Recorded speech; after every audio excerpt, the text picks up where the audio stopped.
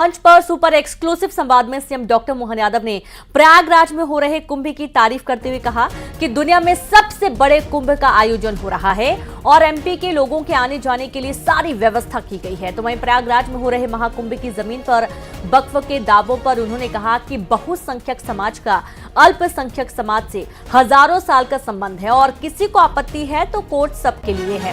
कांग्रेस इस पर राजनीति कर रही है और कांग्रेस को इसकी कीमत चुकानी पड़ेगी। सिंहस्थ कुंभ होने वाला है 2028 में। 2025 में प्रयागराज में महाकुंभ है। क्या कहना चाहते हैं आप? क्या यहां से भी काफी लोग मध्य प्रदेश के वासी भी प्रयागराज जाना चाहेंगे? उनके लिए व्यवस्थाएं, उनके लिए ट्रेन तो चली रही हैं। सिंहस्थ की क्या तैयारी है? देखिए, ये दुनिया के सबसे बड़े मेलों में से हमारे लिए कुंभ मेला सिंहस्थ मेला है। और जैसे वहां वृश्चिक राशि में अगर कुंभ प्रवेश करते तो वहां कुंभ होता है, हमारे सिंह राशि में बृहस्पति का आना होता है तो सिंहस्थ होता है। दोनों का अर्थ ही है कि ये विश्व के सबसे बड़े मेले में है। मुझे गर्व है कि ये 2028 में जब आएगा तो अभी हम 2025 में प्रयाग में हमारे यहाँ से आने जाने की प्रबंधन भी कर रहे हैं, हमारा स्टॉल भी लगा रहे हैं, हमारे अधिकारियों को भेज भी रहे हैं। आने वाले समय में अभी तक का सबसे अच्छा सिंहस्थ उज्जैन का लगेगा, इसके हम सारे प्रबंधन कर रहे हैं, ये पक्का जी। लेकिन कुंभ को लेकर एक विवाद भी खड़ा हो गया है। वक्फ पर आपकी राय क्या है? क्योंकि अब तो प्रयागराज के महाकुंभ की जमीन पर भी वक्फ ने अपना दावा ठोक दिया। कहा है ये वक्फ की जमीन है जहां पे कुंभ हो रहा है, महाकुंभ हो रहा है। मैं तो इतना ही जानता हूं, इस देश की बहुसंख्यक समुदाय के, अल्पसंख्यक समुदाय के हजारों साल के हमारे संबंध है और अगर किसी को कुछ बात लगती तो न्यायालय सबके लिए है।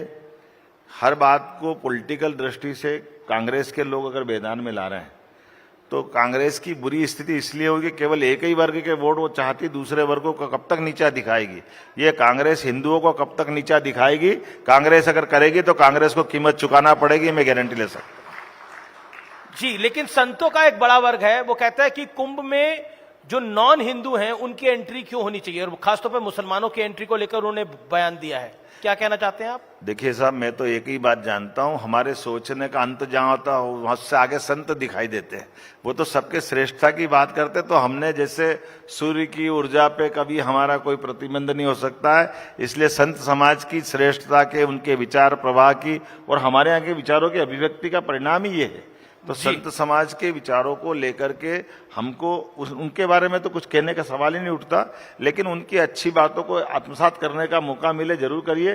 लेकिन हमारा इस देश में एकमात्र दुनिया का देश है जहां पर ऋषि चारवाक भी हुए, जिनने कहा विचारों की अभिव्यक्ति ऐसी है कि एक तरफ अपने यहाँ कहा गया कि कोई कर्जा लेके जिंदगी में मरना नहीं चाहिए, लेकिन हमारे चारवाक ऋषि ने एक पंथ बनाया था। उनका कहना था कि जो भी करना हो इस जन्म में कर लो, पैसा नहीं तो कर्जा लेके घी पी लो, जो होना हो जाएगा, कल का किसने देखा। ये सब प्रकार के विचारों को लेकर चलने वाली धरती है। इसलिए हमारे यहाँ इस बात पे कोई प्रतिबंध नहीं है कि आप जो सोचोगे एक जैसे ही सोचोगे, एक जैसी बात करोगे, एक जैसा जीवन जियोगे, एक ही देवता को मानोगे, एक ही धार्मिक किताब पढ़ोगे, ये प्रतिबंध हमारे यहाँ नहीं है। माफ करना, हमारे यहाँ तो सबका स्वागत है, सब प्रकार की दुनिया में जीने की आदत है।